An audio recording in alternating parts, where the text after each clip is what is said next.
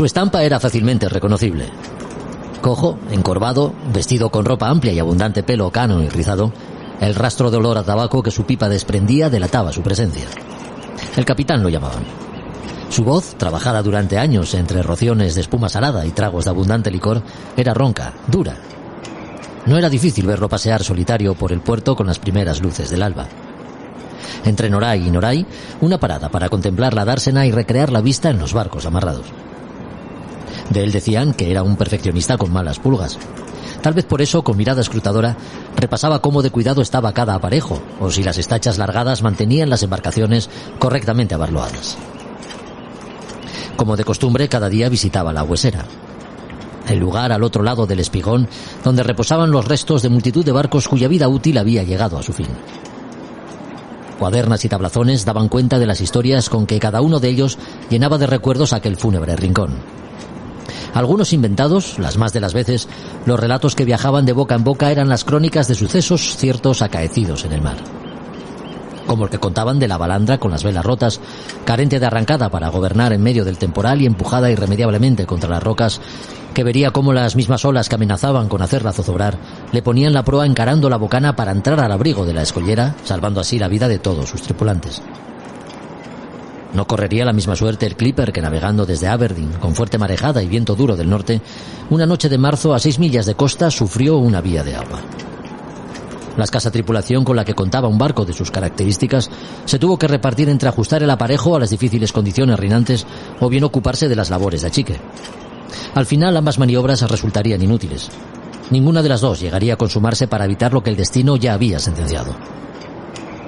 El palo de mesana se rompería llevándose consigo las vergas y el mastelero del mayor de popa.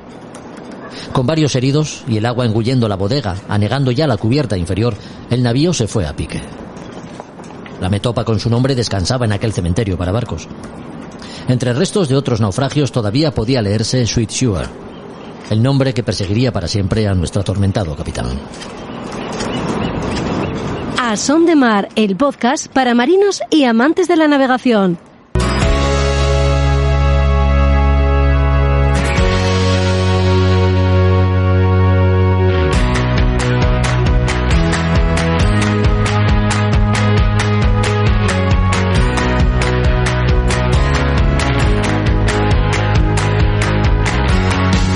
Hola a todos, ¿qué tal? Bienvenidos a un nuevo podcast de A Son de Mar. El episodio de hoy es un episodio con carácter. Por él desfilarán colaboradores habituales y grandes navegantes y regatistas. Es el caso de Alex Pella, sin duda uno de nuestros navegantes más cotizados y reconocido a nivel internacional, que atesora multitud de récords y travesías oceánicas.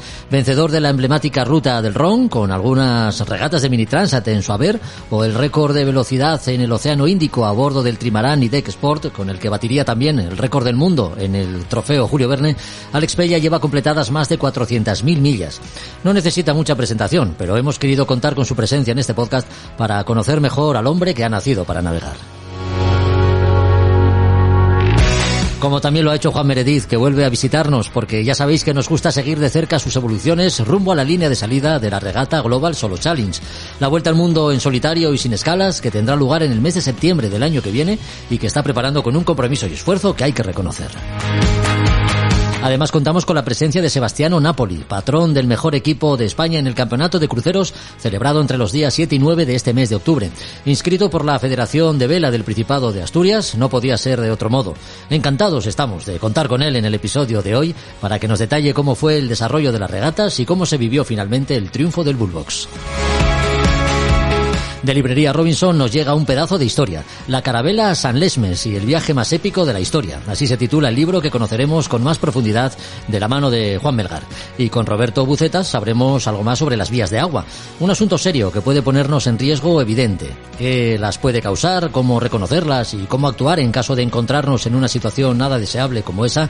Serán cuestiones que trataremos para finalizar este capítulo, que ya comienza.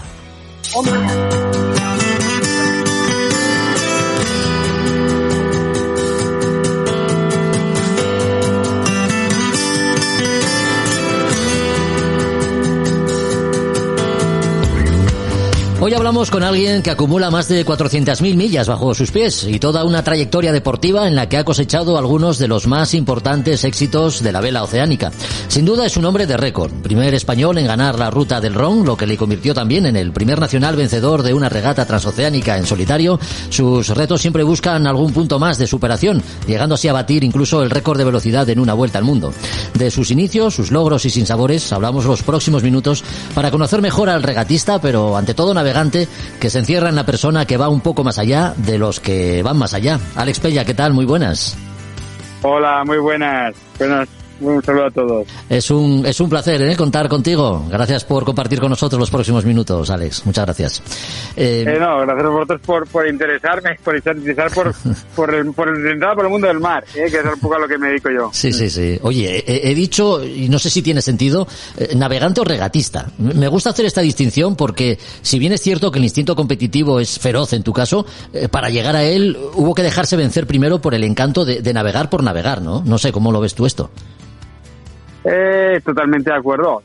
Yo siempre digo que a mí, lo regatista me suena a mí mucho a deportista. Y yo me siento mucho más marino que deportista. Eso es como mi perfil y lo que he hecho durante toda mi vida. No me considero un atleta, ni mucho menos. Me considero un marino, una persona que le gusta estar en el mar. Ahora mismo me pilláis en el agua, en el mar, en mi barco, con mi familia. A mí me gusta estar encima del agua. ¿Sabes?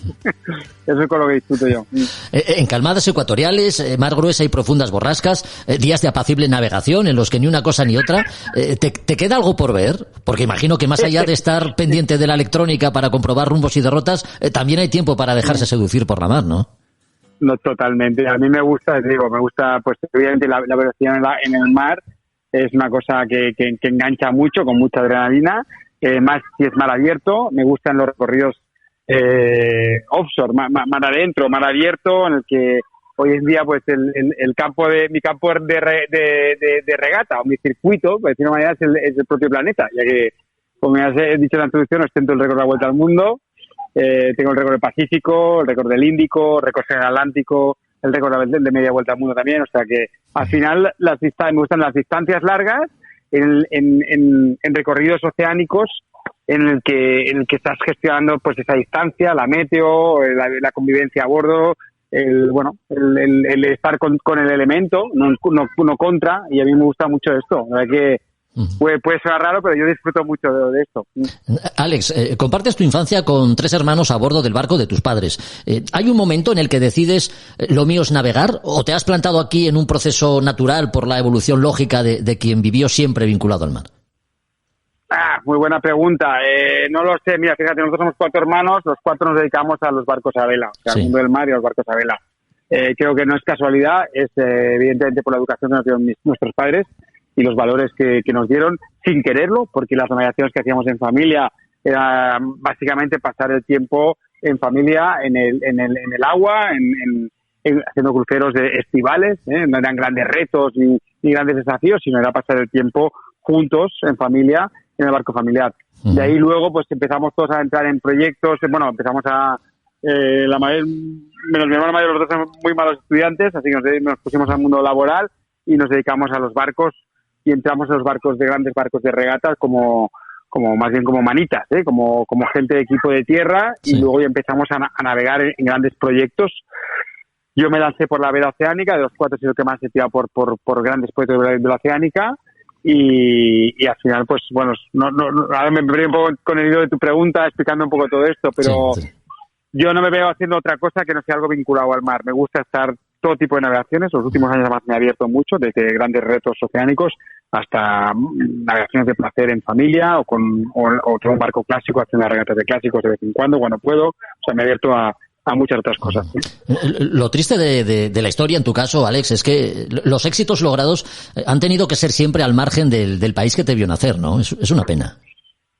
Bueno, sí, pero lo que pasa es que, a ver, esta es una pregunta bastante recurrente en entrevistas durante toda mi carrera. Sí. Yo lo he intentado, más que yo soy muy feliz, soy catalán, español, soy muy feliz en mi país, no tengo nada en contra, o sea, tampoco le debo nada a nadie aquí, en cierto modo, ¿sabes? Uh-huh. O sea, no, porque los grandes éxitos los he conseguido fuera, con equipos de fuera y en navegaciones de fuera, ¿no? Entonces, pero no tengo ningún sentimiento de rabia ni nada. A ver, Y te explicaré muy rápido por qué. Yo no he hecho nada, las grandes regatas que he hecho no he hecho representando a mi país, ni mi bandera, uh-huh. ni soy representar marcas españolas hasta ahora, ¿no? Y entonces, bueno, lo he hecho porque quería estar donde estaban los mejores. Me daba igual la nacionalidad de los que fuesen allí, que fuesen franceses, ingleses, ecuatorianos o indonesios. Sí. Me da exactamente igual la nacionalidad de la gente. Yo cuando hago mi actividad quiero llevarla al máximo nivel, lo ves, lo has explicado tú con la introducción, con todo lo que he conseguido, y es simplemente me dedicaba a estar donde estaban los mejores. Yo quería ser como ellos o por encima de ellos. Uh-huh. Esa era mi ambición. No es un tema ni de país, ni de nacionalidad, ni nada. Es un tema, pues muchas veces, a veces se pone el cartel, ¿no? Mejor navegante español y tal. Bueno, pues puede ser, pero no, yo realmente ese no es mi objetivo. Mi objetivo iba bastante más allá de lo que es mi país o la cultura náutica o marinera o de vela que haya en mi país, va mucho más allá. Sí, eso está claro, ¿sabes? Sí. Lo que pasa es que es curioso que en el caso de España, con la calidad de navegantes, ¿no? que tenemos, regatistas que participan en equipos de vela oceánica a nivel internacional, incluso el buen papel que hacemos en los Juegos Olímpicos, no sé por qué tanto prejuicio hay hacia la vela en España que no hay, por supuesto, en Francia, ¿no? Ni en otros muchos como Inglaterra. Es una cosa curiosa. Sí, bueno. Sí, también te digo, has nombrado dos ejemplos, o principalmente un ejemplo, que es el de Francia o la Bretaña francesa, que es una excepción en el mundo, ¿no? En cuanto a cultura, difusión, evidentemente toda la industria que hay ahora, los grandes equipos, el boom que hay ahora de vela oceánica en la Bretaña francesa es espectacular, y eso es debido al seguimiento y porque ese tipo de vela está encarado a gran público. O sea, diría que el 80% del público que sigue esas grandes regatas, en el caso de la entrevista de hoy por la Ruta del Ron, una regata como la Vendée Globe o un Julio Verne o otro tipo de desafíos, es gente que no navega. Como puede suceder en nuestro país cuando se sigue la Fórmula 1 o el tenis con Nadal o con Alonso, por ejemplo, dos ejemplos, la gente que no se ha subido en un coche de carreras en la vida o que no ha jugado un partido de tenis en su vida. Y que además sigue a estos grandes pues deportistas porque se engancha en el juego, cómo está explicado este juego y todo. Y el caso de estos grandes eventos es eso. O sea, la vela oceánica, yo siempre lo explico, ¿no? Ha conectado, en este caso, con el público francés, podría conectar precisamente con el público español, italiano, ecuatoriano o salvadoreño o indonesio perfectamente, porque tiene unos valores que van mucho más allá del deporte. Lo explicaré muy rápido. El campo de regatas de la vela oceánica, regata como la Vendée Globe o el caso de Julio Verne, así, es el propio planeta. Esto es brutal. Y se corre con barcos nuestras energías son energías verdes o energías limpias, que están en boga hoy en día, ¿no? Es decir, nosotros nuestros barcos los hacemos andar con energía del viento, de la corriente y de las olas. Y somos autónomos durante toda la distancia de este recorrido.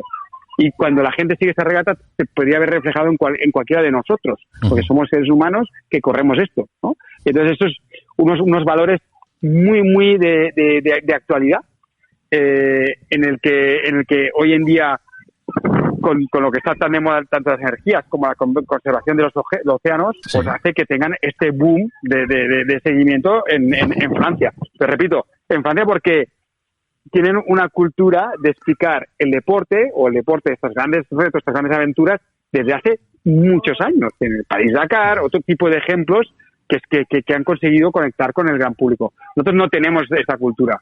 El mundo del mar ha sido... Nosotros, pues en nuestro país sí, entonces nombramos muchos grandes regatistas, o coges desde hace 500 años toda la expedición española del siglo XVI, fue increíble todo lo que se hizo, hasta dónde se llegó y todo eso.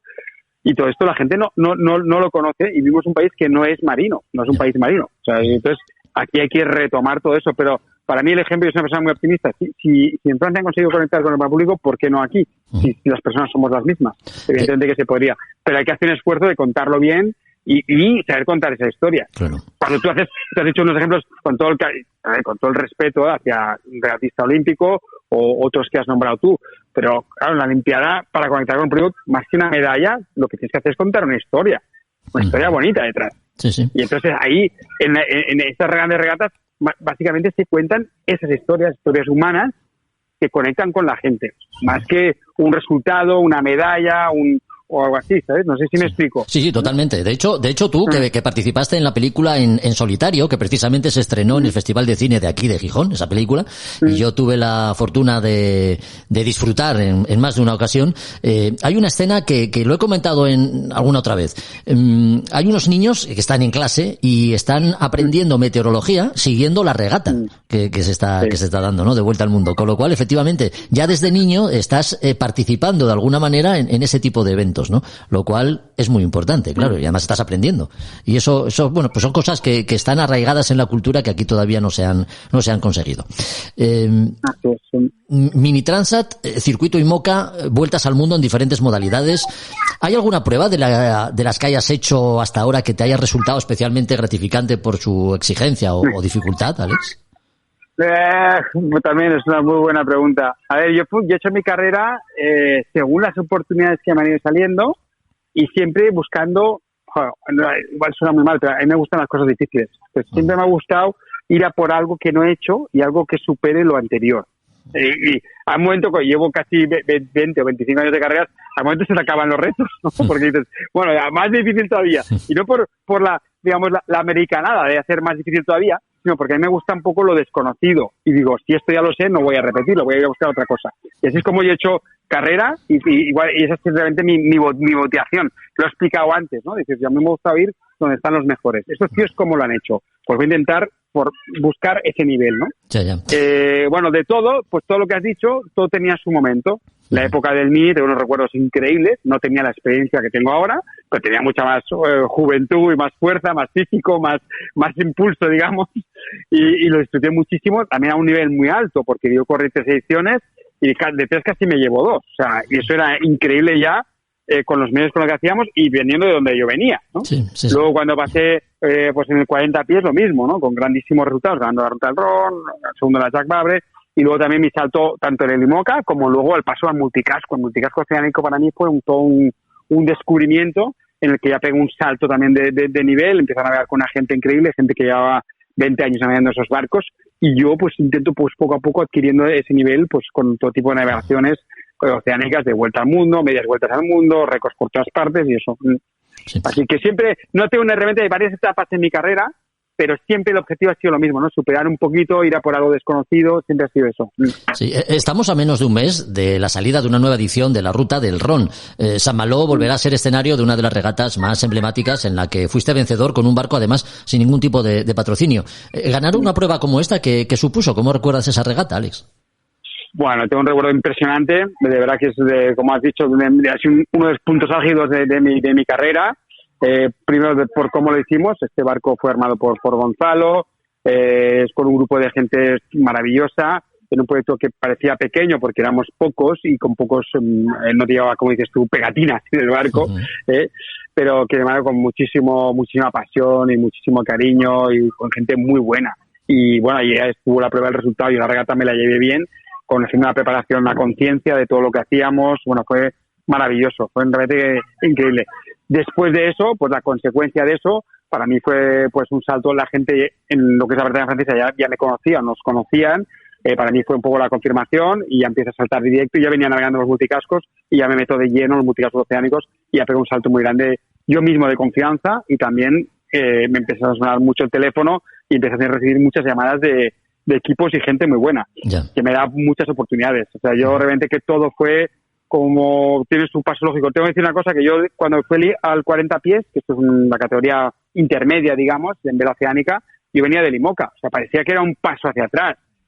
Claro, parecía igual desde fuera. Yo sabía perfectamente que no lo era, porque este proyecto era un proyecto muy bueno. O sea, a veces, no por irte a un barco más pequeño, un proyecto inferior en cuanto, yo qué sé, medios o lo que sea, o difusión mediática, lo que sea, no resulta un proyecto inferior, pero por eso de cara al exterior. Yo cuando me metía sabía perfectamente, yo venía de hacer mini, y había hecho 40, IMOCA, a navegar en multicasco, y me voy a 40 con un barco, con la gente que estaba alrededor de ese barco, con toda la gente del nivelazo que había. Yo sabía que si me iban bien las cosas, o sea, si me iban muy bien las cosas, a ver, te explico. Si acababa la regata, acababa entre los 5. Si me iba bien, acababa entre los 3, y si me iba muy bien, la ganaba. Y una regata de primer nivel mundial. O sea, la Transat más potente que hay. Así que, bueno, y nosotros era así, se confirmó. Recordemos, la ruta del Ron la ganaste en el año 2014 y en 2017 te llaman a bordo del Trimaran IDEC Sport para participar en el trofeo Julio Verne de Vuelta al Mundo. El objetivo era batir el récord de velocidad que poseía Loïc Peyron, no sé si lo he dicho bien, que lo poseía desde 2012 y lo conseguisteis. Así es. Bueno, solo te corrijo una cosa, es que no me llaman, el récord lo batimos en el 17, pero me llamaron justo después de la Ruta del Ron, un poco lo que explicaba yo antes. Bien. O sea, yo cuando gané la Ruta del Ron, enseguida me empezaba a llamar mucha gente, proyectos súper interesantes. Me llamaron este invierno, el invierno del 15 al 16, me llamaron los 2 barcos que iban a salir al récord de la Vuelta al Mundo, para que veas un poco. Sí, sí. O sea, en un momento tienes 2 propuestas y con quién me voy, ¿no? Pues que escogí la buena porque al final batimos el récord al cabo de 3 tentativas. Batir un récord de estos no es fácil, hay tienen que suceder muchas cosas y lo batimos muy bien batido, pasando el récord de 4 días y medio y dejando el listón en 40 días y 23 horas, que es un tiempazo. Quiero decir que desde entonces, eso fue el invierno 16-17, o sea, lo batimos en el 17, desde entonces han habido creo que 8 tentativas, de 1, 2, 3, 4 equipos, los 4 equipos más potentes que hay en el mundo para esto, con equipos muy buenos, con gente muy buena, con medios, y no lo han conseguido batir. O sea que nuestro crono es muy bueno. Este invierno puede salir otro barco a batirlo, o sea que sean 9 tentativas. Creo que es el trofeo Julio Verne que más tentativas ha tenido, ¿no?, de intentar batirlo, lo cual a mí que salga otra gente muy buena no me da miedo, todo lo contrario, le da valor a lo que hicimos en su día, para mí, esa es mi forma de verlo. Oye, Alex, ¿y cómo es la vida a bordo de 6 tripulantes acostumbrados a navegar en solitario? Porque imagino que ante un mismo diagnóstico de la situación no todos tendríais la misma solución, ¿no? Bueno, explica muy bien. Nosotros, la tripulación la formó Francis Goyon, que es Francis es como decía, es un monumento de la vela oceánica. Es impresionante la carrera de Francis, todo lo que ha hecho, lo ha ganado todo, con los medios, con lo que ha hecho, la forma de hacer las cosas. Para mí ha sido un privilegio poder compartir con él esos 2 años y medio que fue el proyecto de IDEC, todo lo que aprendí de él, todo, una maravilla. Entonces, él es una tripulación formada por, él más 5 tripulantes, y que los 5 tripulantes eran gente que había navegado mucho también en solitario, para que fuese gente polivalente, gente autónoma, gente con recursos, ¿no?, para en diferentes situaciones problemáticas que pueden suceder. Y luego, quiero decir una cosa que, contestando a tu pregunta, claro, es muy difícil juntar 5 tíos que han navegado en solitario, pero la clave de esto fue porque teníamos un líder de verdad. Yeah. Un líder de verdad, que es Francis, que es una persona que no habla mucho, que no tiene capacidad, parece desde fuera que no tenga capacidad de liderazgo, pero sí que la tenía, sobre todo por el gran respeto que nos infligía a todos. Claro. No poniendo mano dura, sino por las cosas como las dice y la lectura que tiene de lo que va a suceder. Eso es impresionante, ¿no?, de Francis. Él te hace una lectura de las 48 próximas horas y la clava. Y la clava una vez, 2 veces, de 10 te clava 10. Y entonces, claro, esto, cuando vas a decir algo delante de Francis, lo tienes que tener muy claro. O sea, tienes que tener muy claro. Sí, tienes claro lo que vas a decir porque sabes que hay un problema o qué va a pasar. No lo dices por decirlo, ¿sabes? Entonces eso es lo que la fuerza de ese grupo era esta. Éramos tíos con las ideas claras, que todos queríamos ir a por el récord, sabiendo lo que conlleva esto en toma de riesgos, en estrés, en todo, y teníamos un líder muy claro. Oye, y los récords de velocidad parecen reservados a grandes trimaranes. ¿Qué los hace tan eficientes? Bueno, no sé cómo decirlo.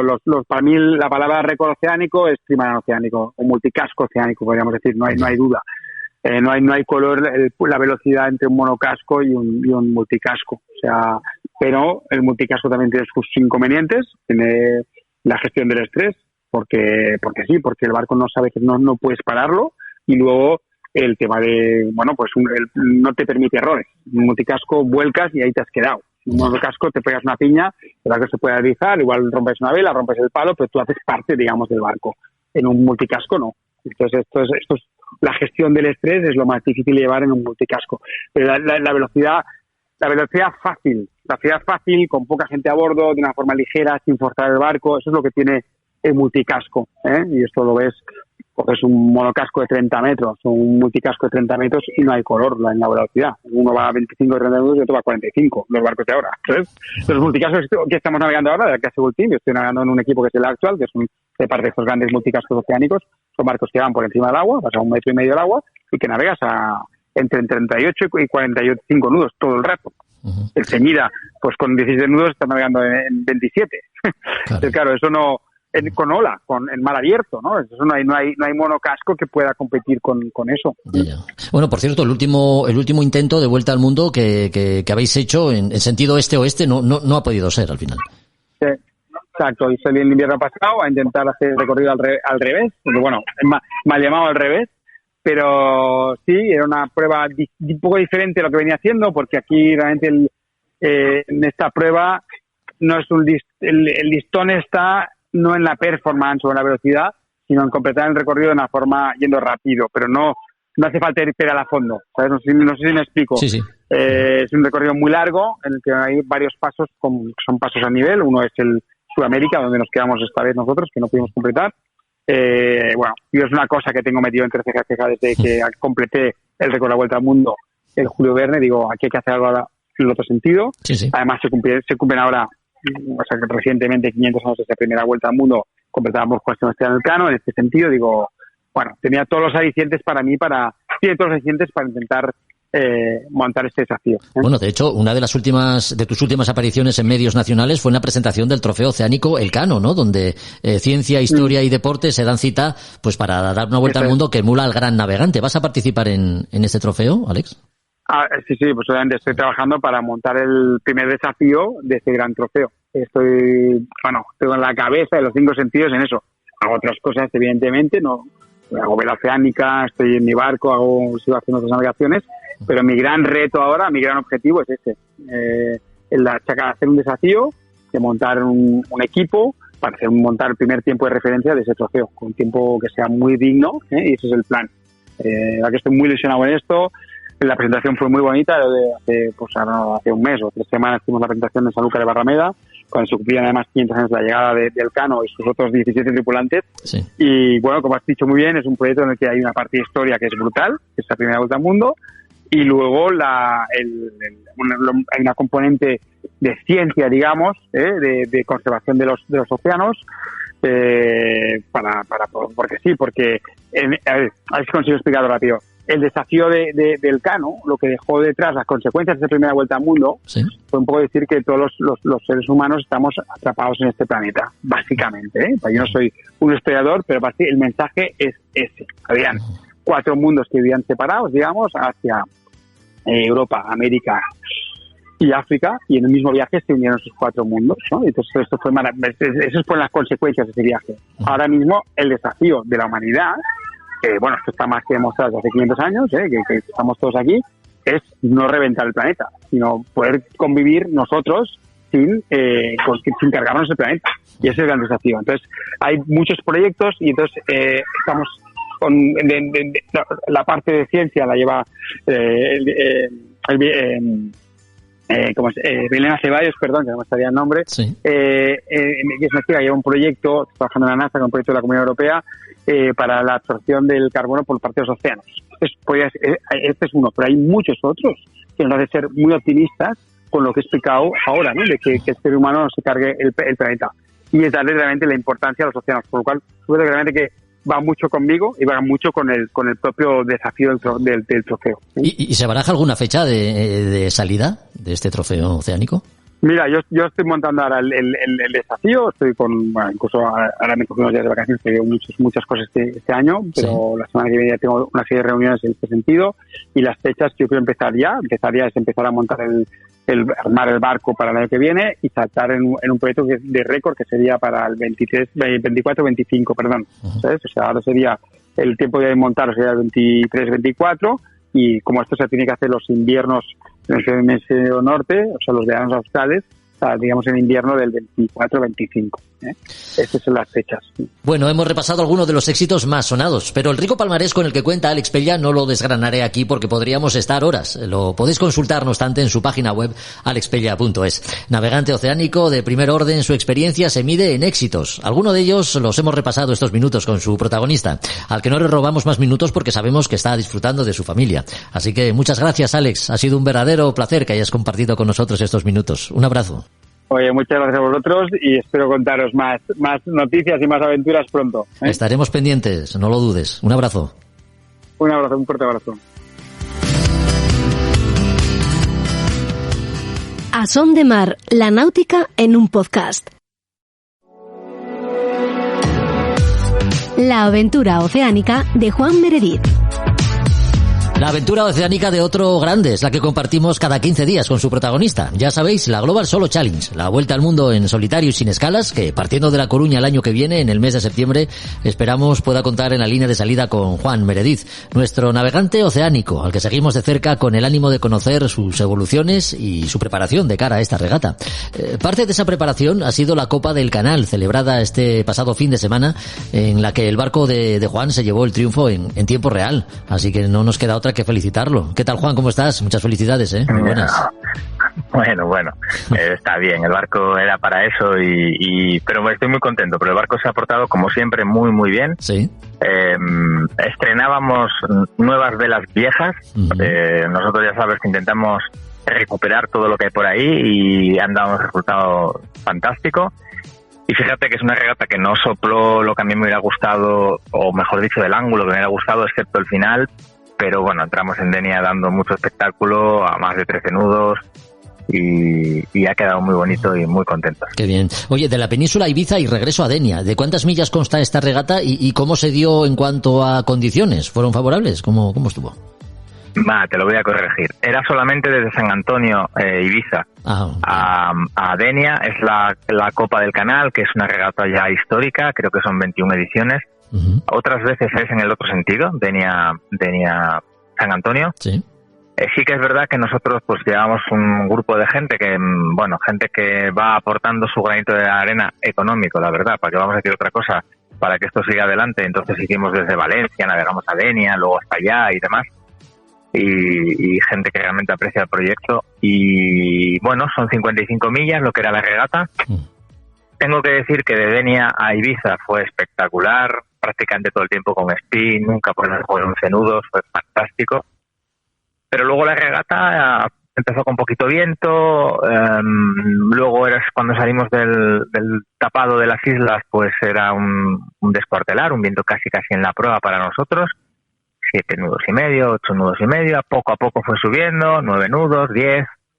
Las 2 últimas horas fueron un gustazo para mí, que conozco el barco, y para ellos, que eran la primera experiencia. Bueno, llegaron encantados. No bajamos de 11 nudos en ningún momento, con mucho viento, típico también de la zona del Mongó, toda la zona del Cabo de San Antonio, de Javea, de Denia, y bueno, una punta máxima de 15, pero teniendo en cuenta 15,4 que no había ola, es fantástico porque era pura potencia. La última hora no bajamos de 13 nudos, y eso a los que navegan y nos oyen saben que es divertido y excitante.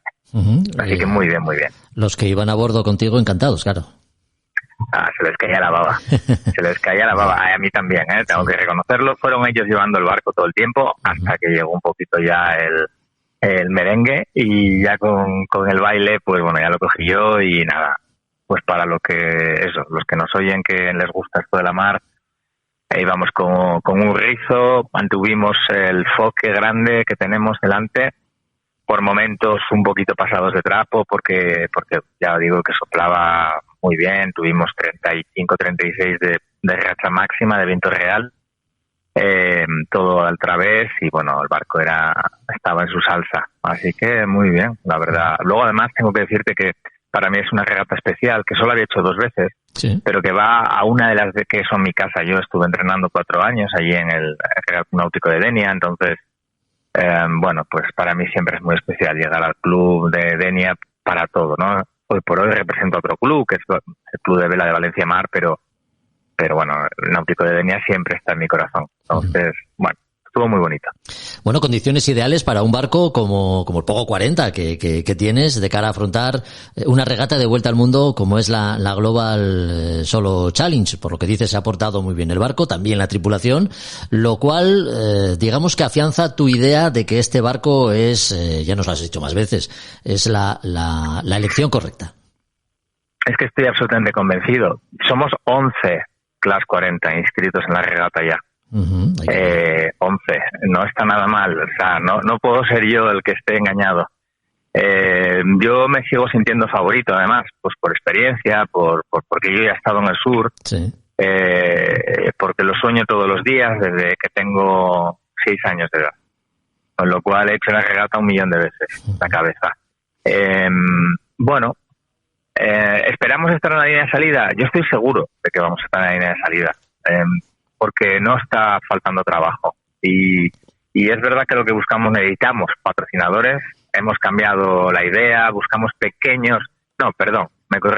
grandes patrocinadores que aporten muy poco dinero, pero que tengan muchísima rentabilidad, porque hay algo, sé que has estado hablando con Alex, es duro tener a Alex fuera de aquí, y a Pablo y a otros tantos. Tenemos que conseguir que se genere rentabilidad económica para los patrocinadores, porque si no son favores, acaba siendo pan para hoy y hambre para mañana. Voy a decir algo un poco, a alguno igual le molesta, pero cuando todo depende de las ayudas fiscales, faltan las historias. Y si faltan las historias, no hay público que las siga. Si no hay público que las siga, no se genera industria. Sin duda. Y si no hay industria, no hay medios de comunicación detrás. Y si no hay medios de comunicación, no hay regatistas, y volvemos al círculo. No, nosotros meamos de pie, igual que los franceses. Bebemos el mismo agua. Allí funciona y aquí no. Y en Italia funciona y aquí no. Y en Alemania, en Inglaterra, tenemos que cambiar las cosas. Hay que generar historias. Esto es una historia bonita la que vamos a contar nosotros, la que estás contando tú. Siempre te regalo los oídos diciéndote lo importante del trabajo que haces, hablando de la mar, contando lo que vivimos. Estoy seguro de que todos los que nos están escuchando ahora mismo piensan como yo. A alguno le molestará esto de que solo hay ayudas fiscales y que, claro, que así no se va a ningún sitio. A alguno le molestará. Pero es que es real. Yo, gracias a eso, estuve en una Barcelona World Race, lo sé. Yo también soy culpable. Pero lo dije siempre, ¿no? Hace falta las historias. No digo la mía, ojalá la mía también. Pero es fundamental, es fundamental. Y si no empezamos a mojarnos, como marinos que somos, esto será. Igual no soy yo el que está en la vuelta al mundo, pero si hay una chavala o un chaval jovencito que quiere tirar para adelante y con esto ve que se puede y que esto no es elitista, porque no lo es, pues bueno, oye, igual dejamos una semilla. Espero haberla participado, pero bueno, que sirva para algo. Está claro, y además con esto que dices coincides con lo que nos ha comentado Alex Pella hace unos minutos, que efectivamente, sí, nos dice que lo que necesitamos en España es una narrativa, ¿no? Que desde luego está muy bien tener regatistas e incluso campeones olímpicos y tener oros y copas, pero cuando falta la narrativa, que es lo que saben tejer los en otros países, como puede ser en Francia, por ejemplo, ¿no?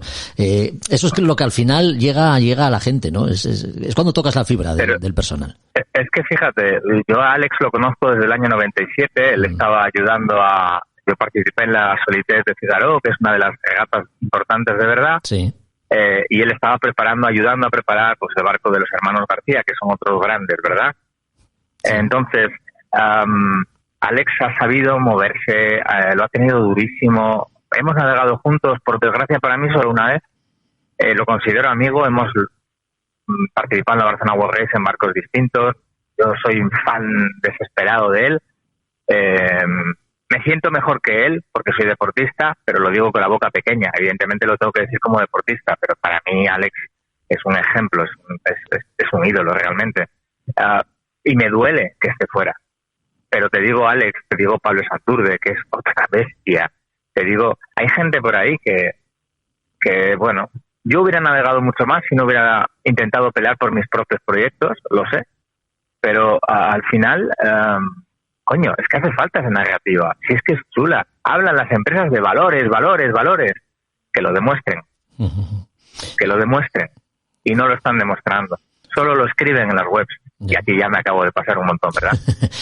Bueno, fíjate, así todo, un navegante con tu experiencia que tiene muy claro, ¿no? Lo que quiere en cada uno de los proyectos que emprende, necesita mantener la moral alta para que la intensidad de trabajo no decaiga y por lo que nos cuenta, pues no es nada fácil, ¿no? Tendrás tus días, claro. No, que va. Y yo no debería decir esto, pero a mí hay días que a mí me sostiene mi pareja o me sostienen los amigos. El lunes pasado yo me vine abajo, me quedé sin velas y gracias a la gente que me rodea, pues hemos conseguido una vela, me han permitido que la pague con trabajo cuando se pueda. Ha venido gente de esta que ha venido a navegar, ha venido a ayudarme a hacer una vela y el barco ha salido a navegar. Eso la gente joven también lo necesita saber, quiero decir. Es que coño, no solo los ricos navegan, alrededor hay mucha gente que navega y a veces sueñas con proyectos y alguna vez hasta se cumple. Eso sí, si no te pones ahí a la beta, pico y pala, y que te salgan un poquito las manos o un mucho, no vas a conseguirlo. Eso dependemos de la lotería y la lotería no nos va a tocar. Se trata de trabajar, trabajar y trabajar. ¿Eso garantiza que voy a estar en la salida? No.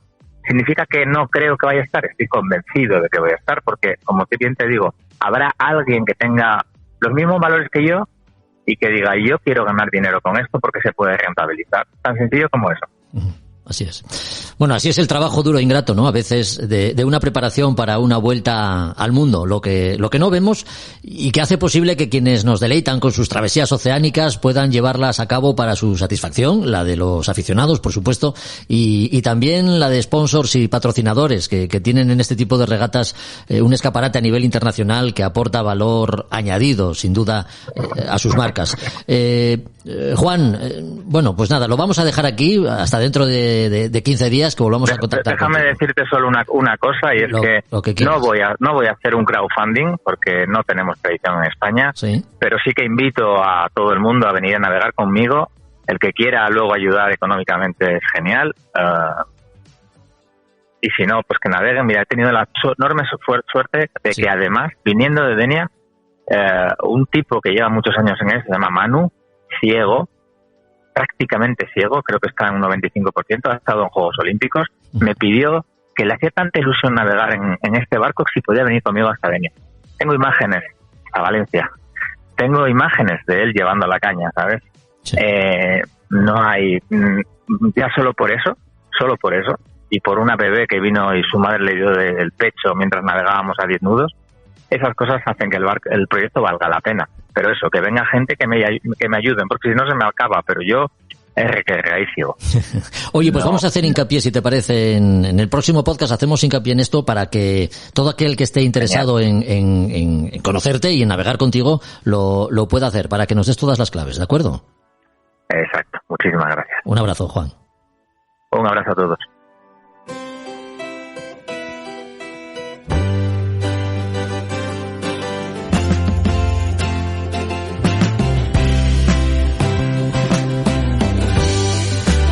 A Son de Mar, el podcast de Jorge Uría.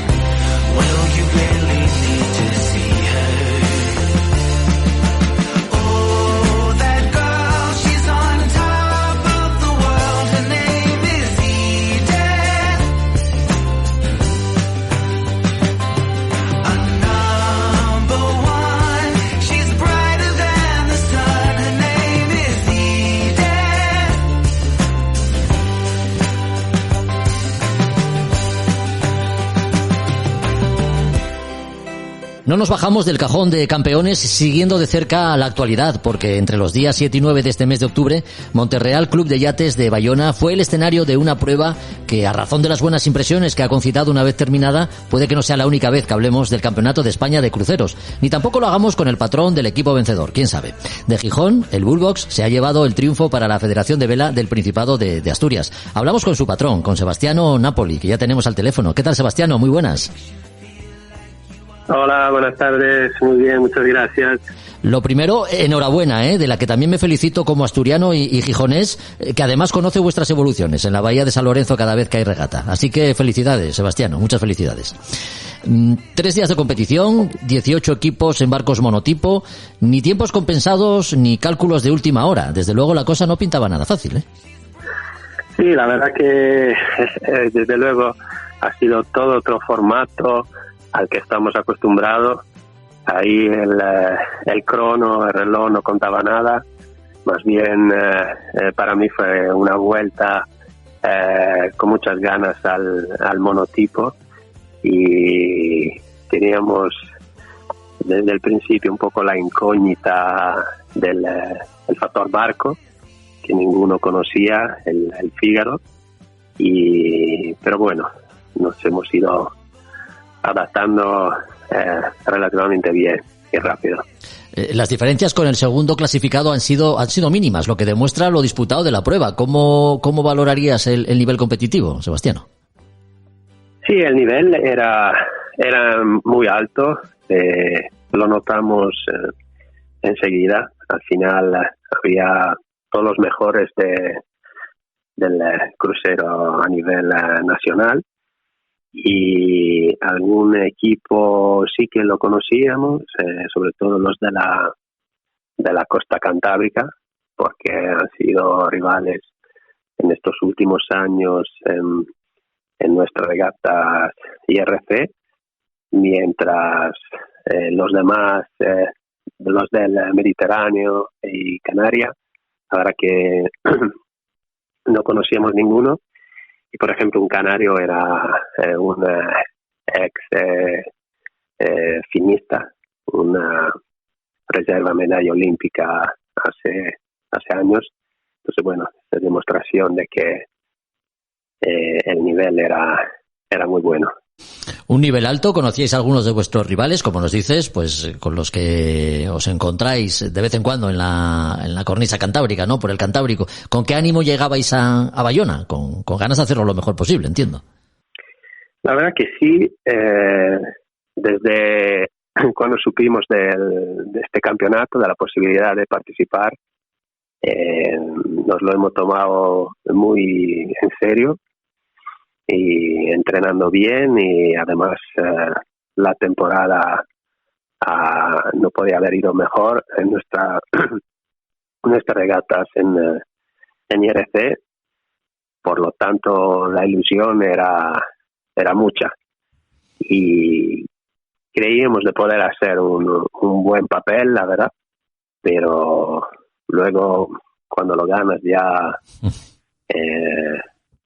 hay mucha emoción, te das cuenta que no quería llegar hasta tanto. Lógico. Las condiciones que se dieron, con vientos más bien flojos, entiendo que harían las mangas más complejas, ¿no? Hacer navegar el barco con poco viento no es fácil, y cuando se compite, menos aún. ¿Cómo planteasteis cada regata cuando ya teníais los partes en la mano? ¿Qué estrategia seguíais? ¿Cómo la elaborabais? Bueno, han sido regatas todas muy cortas, regata de 20-25 minutos, y además el campo de regata lo han puesto muy dentro de la bahía de Bayona, entonces había muchos roles. El viento sí que fue ligero, y en regata así tan corta las salidas son determinantes, entonces había que arriesgar desde el principio, y el primer día logramos 3 primeros. Lo importante era pasar como primero o segundo al primer grupo, y el segundo día tuvimos un poco más de dificultad, y el último día con un viento más del sur, ahí tuvimos que pelearlo mucho. Uh-huh. Bueno, antes nos hacía referencia al barco, ¿no? Y un comentario así de pasada que nos habías dicho que era tu vuelta al monotipo. ¿Conocías este tipo de barco ya, Sebastiano? No, justo el Fígaro no. Uh-huh. He navegado en otros monotipos como J24, Melges 24, Moom 30, de esloras, parecida, un poco más pequeña, pero nunca en el Fígaro. ¿Y qué te ha parecido el barco? Recordemos que uno de los alicientes de esta regata, si no el más destacado, fue precisamente ese, ¿no? Competir con barcos idénticos. Me gustó, la verdad. Tuvimos la oportunidad de entrenar el día anterior, y sobre todo la clave era afinar las maniobras que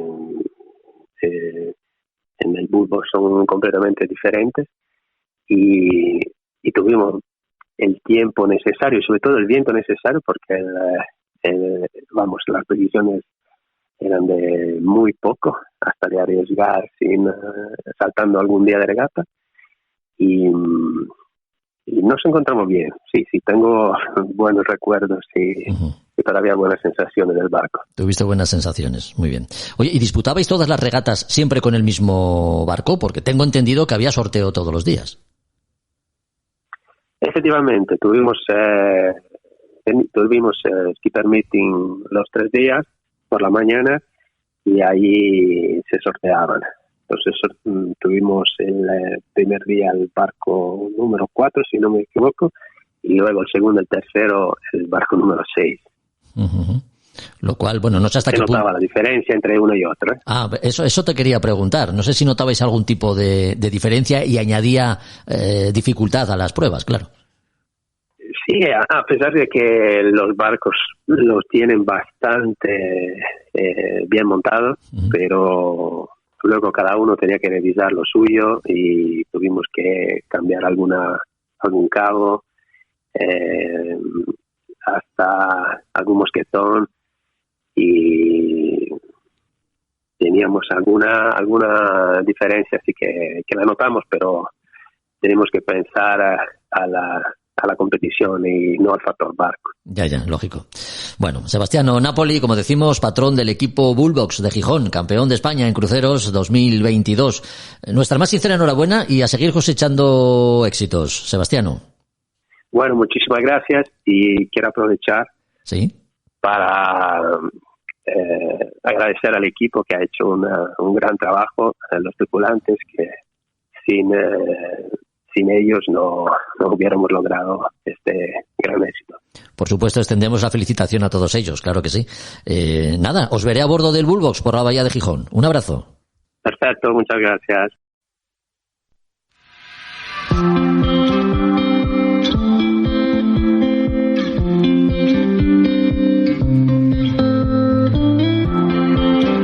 Somos los responsables del que la señal funcione siempre.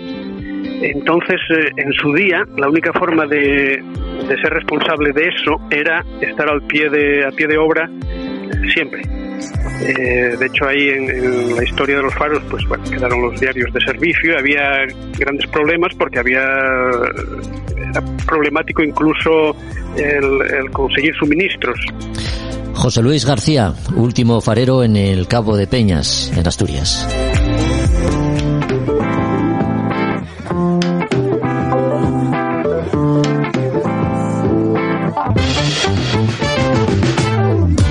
Es tiempo de lectura. Hacemos sitio en la camareta del Nahua para acoger los libros que en cada capítulo nos trae Juan Melgar, cuidadosamente escogidos de su librería Robinson. Un poco de historia en esta ocasión, la de la Carabela San Lesmes. ¿Qué tal, Juan? Bienvenido una vez más. Muy buenas. Hola, Jorge. Un saludo para ti y para todo el mundo. La Carabela San Lesmes, con subtítulo El viaje más épico de la historia. Desde luego su autor, Luis Gorrochategui, no oculta su fascinación por esta aventura, ¿eh?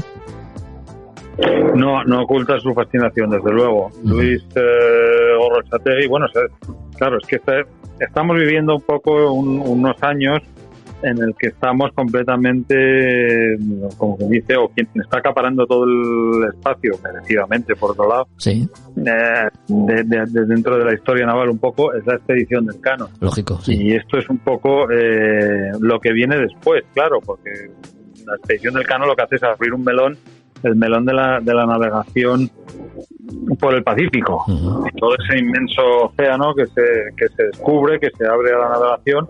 Y entonces, después de ese primer viaje, es un poco la segunda parte, lo que viene después, la secuela. Uh-huh. Sí, estamos hablando del año 1525 y de un barco que forma parte pues de otros 7 barcos, ¿no?, que salieron en aquella expedición que compartió el Cano con Loaiza, creo recordar. Efectivamente, zarpan de La Coruña y es un poco una expedición pues con pues con mucho galáctico, ¿no? Usando un término ahora sí. de nuestros días, con mucho galáctico de la navegación del siglo XVI a bordo, pues está el propio Elcano, Godfrey de Loaiza, está Oces, está Urdaneta también, que está a bordo, que redacta un poco la crónica, o sea que está lleno de nombres conocidos, ¿no? De que todos los aficionados a la historia y a la navegación de esa época conocerán. Sí, sí, dime. Sí, no, y zarpan de La Coruña un poco pues para seguir la estela del Cano del primer viaje de Magallanes y Elcano, y bueno, ir viendo a ver qué sucede. Y luego, como no podía ser de otra manera, suceden montones de cosas. Sí, una historia épica muy poco conocida, además, que involucra a otros excelsos navegantes, ¿no? Como James Cook. ¿Qué relación tiene el explorador inglés con la carabela San Lesmes? A ver, Juan. Hay que ponernos un poco en situación, porque ¿qué es lo que pasa? Porque la carabela San Lesmes es uno de los barcos que van a expedición.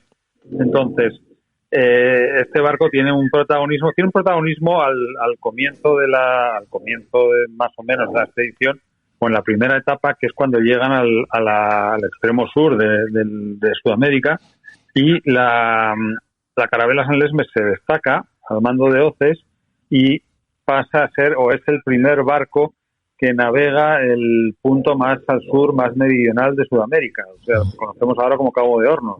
¿Sí? Y de hecho se bautiza ese mar como Mar de Oces, ese tramo de agua que es lo que separa el continente sudamericano de la Antártida, y se le bautiza como Mar de Oces. Entonces este barco es el primero que circunnavega esas aguas tan conocidas por los navegantes, ¿no? Luego ya vuelve hacia el norte y se vuelve a unir al resto de la expedición. Ya atraviesan el canal, el estrecho de Magallanes, y se adentran en el Pacífico. Pero bueno, ya tenemos una pequeña, algo en el que ya destaca este barco. El Mar de Oces, que luego se ha conocido porque luego pasó por ahí Drake, y ya pasaron a todo el mundo, claro, esa hegemonía propagandística anglosajona, sí, pues lo pasó a denominar pasaje de Drake, y ya pues es difícil sacudir. Le pisó el nombre a Oces, que era efectivamente el primero que había navegado por ahí. Luego, una vez que están en el Pacífico, lo que sucede con la San Lesmes es que desaparece, se desgaja del resto de la expedición y no se sabe qué pasa con ella. Y por eso luego, bueno, en fin, el libro nos lleva con muchos, también habla de muchos otros navegantes por estas expediciones que decíamos, de mares muy conocidos, pues Cook, Bougainville, y luego todos los españoles también, pues Torres, Quirós. Pero ¿qué es lo que sucede? A mi juicio, lo más interesante del libro, lo que pasa, que siempre que desaparece muchas veces un barco, que se desata la gran tormenta de especulaciones sobre qué pudo haber pasado, ¿no? Y ahí es donde encontramos lo que es la hipótesis o la tesis o las investigaciones de un australiano que se llama Robert Langdon, que a raíz del hallazgo en el año, yo creo que fue el año 29 o por ahí, a principios del 20, de unos cañones ahí en Tuamotu, en una de estas islas y atolones, de cañones del siglo XVI españoles, que no hay indicio de ninguna otra expedición o de ningún otro barco que hubiera estado por ahí. Entonces se llega un poco a la conclusión de que no pueden ser más que de las San Lesmes, que en un momento dado, con dificultades con la meteorología o lo que sea, para soltar lastre, debió de arrojar sus cañones por la borda. Y también hay otros indicios de que la San Lesmes debió llegar por esas aguas y que dejó su impronta, porque se encontraron después en expediciones posteriores pues mucho nativo de repente con rasgos europeos. Entonces, ¿qué explicación se le da a eso? Cuando no había llegado antes nadie por ahí. Entonces, mucho se sostiene que serían los tripulantes de la San Lesmes que llegaron a tierra de alguna manera y dejaron su sello. Hay que ver. Bueno, nuestros oyentes estarán escuchando un ruido bajo las palabras de Juan, que sepan que son unas obras próximas que tienes ahí cerca, Juan. No es un problema de comunicación ni de la línea, que quede claro. Oye, estamos ante Me encantaría decir que estamos en medio del astillero arreglando el barco, pero no es el caso. No es el caso. Estamos hablando de este libro, La Carabela San Lesmes, un minucioso trabajo de investigación, ¿no?, el que ha tenido que llevar a cabo su autor. Sí, no, Luis Gorrochategui, es probable que muchos oyentes ya estén familiarizados con su obra anterior, con un libro anterior suyo que es La Contraarmada, ese que hizo ese gran trabajo sobre como si dijéramos la expedición británica que hubo sobre la península ibérica, atacando sobre todo La Coruña, y que fue el gran fracaso de Drake después de la investida. Uh-huh. Y ese está, es el libro un poco de referencia sobre ese tema. Y es además, curiosamente, uno de los pocos libros que yo he visto de historia naval escritos por españoles que se hayan traducido al inglés, porque de hecho lo han traducido en inglés. O sea que Luis Gorrochategui viene con el aval de ser un historiador y un investigador solvente. Ya. ¿Cuántas historias quedarán por descubrir todavía, Juan, teniendo en cuenta el número de exploraciones y descubrimientos que llevó a cabo España, ¿no? No parece inverosímil que queden cosas por descubrir, claro. Pues es un pozo sin fondo, la verdad, porque son tantos viajes, tantos descubrimientos, tantas expediciones que a mí, yo que veo libros y todo y este tema, me estoy asombrando porque periódicamente recibo algún libro y digo, oye, yo no he oído hablar de este hombre y esta expedición en mi vida. Y, o sea, que no deja de sorprender el tema, la verdad. Es francamente inabarcable. Bueno, Luis Gorrochategui con su título La Carabela San Lesmes, el viaje más épico de la historia. Un libro que se mueve, pues eso, entre la historia y yo diría que la aventura también. Un libro muy recomendable. Es el que nos ha traído hoy Juan Melgar, a quien agradecemos una vez más su visita y esperamos escucharlo en el próximo podcast. Hasta entonces, Juan, un abrazo. Muchísimas gracias, Jorge. Un placer haber estado aquí. A Son de Mar, el podcast para marinos y amantes de la navegación.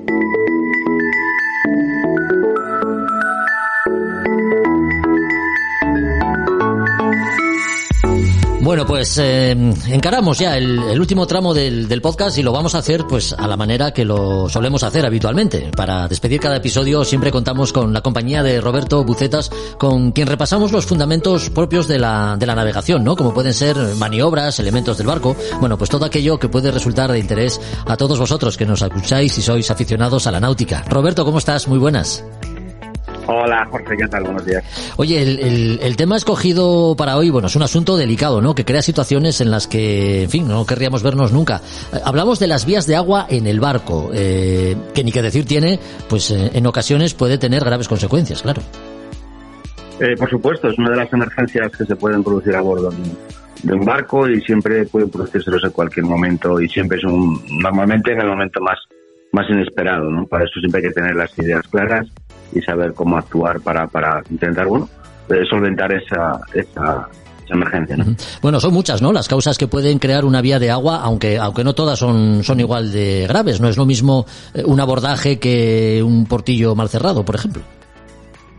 Sí, por supuesto. Y bueno, partimos de la base de que, si nosotros miramos en la sentina y venimos de la mar y encontramos agua, pues puede ser una pequeña entrada de agua que pueda tener la embarcación. Y otra cosa es que cuando vemos que miramos al interior de la cabina del barco y vemos ya el agua por encima del plan, pues ya tenemos que preocuparnos, ¿no? En esos casos, podemos dividir esas vías de agua que se puedan producir por dos procesos, ¿no? Uno que pueda ser algún problema a bordo, o averías o despistes de la propia tripulación, o podemos encontrarnos vías de agua generadas por una varada o una arrancada. Eso pueden ser las dos vías que se pueden producir las vías de agua, ¿no? Oye, a veces una vía de agua, Roberto, tiene mucho que ver con el mantenimiento del barco. ¿Qué elementos son los más sensibles a la hora de identificarlos como posibles causantes de una vía de agua? Sí, hay que tenerlo claro, sobre todo el tema de mantenimiento y puntos críticos. Si yo, ¿dónde me puedo generar una vía de agua en nuestra embarcación. Bueno, si empezamos desde la popa, pues vamos a tener el escape del motor. Todos los manuales te hablan de un mal montaje en lo que sería el sistema de salida del agua de refrigeración del motor, que se nos puede generar pues una vía de agua, que incluso esa agua puede entrar al propio motor y al final pues vamos a quedarnos sin propulsión, ¿no? Pero bueno, yo comentándote un poco casos reales que yo he visto en la realidad, pues en un caso de un motor interior, en el colector de gases de escape, ahí se conecta lo que sería un mangón, una manguera, que a través de ahí se unen lo que son los gases de la combustión con la salida de la refrigeración del motor. Pues por la circunstancia que sea, la abrazadera, la brida que lleva de unión con el colector, se soltó y el mangón se cayó. Pues el barco estaba navegando a motor y el barco, todo el agua de la refrigeración del motor, pues iba para dentro del barco, no salía al exterior. Y bueno, parece que echa poco agua a la refrigeración cuando miramos en el escape, pero bueno, durante unos cierto tiempo echando ese agua en el interior del barco, pues bueno, pues miramos y entramos y se ve en el barco que ya había, pues bueno, una vía de agua, había entrado mucha cantidad de agua dentro del barco. Ya. Solución, pues bueno, pues paramos motor, el agua dejó de entrar en el interior del barco y bueno, pues hay que intentar pues, solucionar eso y achicar ese agua del barco, bien sea con la propia bomba del propio barco. Si vemos que pueden tener problemas de batería, porque si no tenemos motor igual que se puede venir abajo la batería, pues bueno, con calderos, baldes que tenemos que tener a bordo, pues vamos achicando y de cierto modo pues quedaría solventado ese problema. Pues bueno, quedó como una anécdota, pero bueno, que puede ser un problema siempre que nosotros no nos demos cuenta que el agua viene de ahí, ¿no? Como todo, las averías y todos estos problemas, muchas veces veo agua en el interior del barco, veo agua que ya empieza a que las cosas que están por ahí sueltas no ruedan, sino que empiezan a flotar y dices tú, para, que aquí hay una vía de agua. Es detectar y saber de dónde viene la vía de agua. Entonces, bueno, ese es un punto crítico, todo el tema de refrigeración, escape del motor. Después podemos encontrar otro punto crítico, todo el tema de grifos de fondo. Es consabido que los grifos de fondo tienen que estar perfectamente operativos, que puedan abrir y cerrar con facilidad, y cualquier problema en un grifo de fondo, en una manguera conectada a un grifo de fondo, pues que puede generarnos una vía de agua. Todos los grifos de fondo que no se utilicen durante la navegación deben estar cerrados, ¿no? Y sería conveniente también una precaución, tener siempre amarrado un espiche a lo que sería el propio grifo de fondo de la sección, el espiche de la sección de ese grifo de fondo. Pues rápidamente pues podemos colocar ese espiche en el caso que tengamos un problema en ese grifo de fondo. Sí. Es una cuestión de prevenir para evitarlo. Sí. Una de las cuestiones importantes. Sí, en alguna ocasión hemos hablado tú y yo de la importancia que es o que tiene conocer nuestro propio barco, ¿no? Estar muy pendientes a cualquier cambio de comportamiamente en el barco, de sonido incluso, ¿no? Porque a veces eso también puede ser o puede darnos la idea de dónde podemos tener la avería, y en este caso insistimos en lo de las vías de agua. Sí, pues volviendo al caso anterior del tema de la refrigeración del motor, ese motor evidentemente nada más que se suelta esa manguera de la salida de los gases de escape, el motor cambia de sonido. Suena como muy seco ese motor, y rápidamente tengo que darme cuenta que si el motor cambia de sonido, pues tengo que parar, mirar, analizar, ver lo que está pasando. Es decir, vigilancia tanto visual como acústica en todo lo que son los elementos del barco, ¿no? Si quieres seguir un poco con los puntos críticos, podemos encontrar también otro, la limera del timón. Bueno, pues la limera del timón, pues un sitio en el que a veces un mal montaje, una deficiencia en ese elemento, pues puede estar entrándonos agua, y a veces incluso yo he visto casos de un barco en que incluso baldeando, pues tenía pues lo que es el encapsulado de lo que por donde ha montado la limera desde el timón, pues estaba mal, y baldeabas en lo que es la zona del timón, de lo que es el eje, y ese agua pues entraba por el interior del barco, y bueno, pues no era mucho, pero al final mirabas en la sentina y tenías ahí medio litro de agua, y como decíamos antes, muchas veces no es solucionar el problema, sino es ver realmente de dónde se está produciendo esa vía de agua, ¿no? Otro problema crítico, otro lugar crítico pueden ser el prensa del motor, lo que es bocina y prensa estopa, suelen ser lugares en los que son... He visto un barco que enganchó un cabo navegando a unos 15 nudos aproximadamente y desacopló el propio eje y perdió uno de los ejes de los dos motores que traía. Bueno, pues la vía de agua que se generó fue de grandes dimensiones y bueno, pues hay que tener sangre fría, ver lo que está pasando, intentar solucionarlo y taponar esa vía de agua de la forma que sea, porque en una situación de una emergencia podemos decir que todo vale y pues bueno, pues hay que ir para tierra y volver y llegar a tierra con el barco que podamos después posteriormente solucionar ese problema. Después otro caso que he vivido yo, una situación de una vía de agua, se puede considerar una vía de agua, es un barco que se le ha sacado a tierra, se le montan se le quita el transductor de la sonda y de la corredera, en este caso era de la corredera, para no dañar la hélice con una cincha de lo que es la grúa, y se pone el tapón para cerrar ese elemento. Pues el que puso ese tapón pues no quedó bien alineado, no quedó bien abocado lo que es el tapón sobre lo que es el pasacascos, y cuando se echó otra vez el barco al agua, pues empezó a entrar un pequeño hilillo de agua a través de ese pasacascos, el tapón del pasacascos de la corredera. Y bueno, después de unas ciertas horas que se dejó el barco allí, cuando se volvió al barco, pues el barco tenía una gran cantidad de agua a bordo, pues una tontería, pues, sí, un despiste, pues eso, salimos a la mar y un tambucho que esté en la que sería la obra muerta del barco, que esté mal cerrado o que esté abierto, el barco muy escorado con mar, y poco a poco va entrando agua y el barco empieza a perder flotabilidad. Pues bueno, son cosas que hay que tener muy, muy en cuenta. Cosas que hay que tener en cuenta y muchas cosas las que nos quedan en el tintero, cómo taponar, por ejemplo, la vía de agua, cómo gestionar la situación de estrés que se produce en un momento crítico como puede ser ese, ¿no? Desde luego no es deseable en ningún caso verse pues en una situación que comprometa nuestra vida y la de nuestro barco, ¿no? Pero en un medio como la mar, pues estas cosas pueden ocurrir, claro que sí. Roberto, lo dicho, lo vamos a dejar aquí, pero con esos deberes anotados, para el próximo podcast. Seguimos hablando de vías de agua, de cómo poder taponarlas o de cómo gestionar la situación de nerviosismo y estrés que causa un momento como ese. Así que nada, hasta el próximo episodio. Muy bien, Jorge, hasta el próximo. Un abrazo. Un abrazo.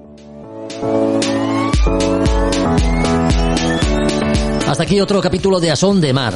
Espero que te haya gustado. Si compartes sus contenidos en cualquiera de las plataformas que empleas para escucharlo, ya sabes que nos haces un gran favor. Gracias por estar ahí de todos modos y volver a escucharnos un día más. Ya sabes que volvemos en 15 días. Hasta entonces, adiós. A Son de Mar, la náutica en un podcast.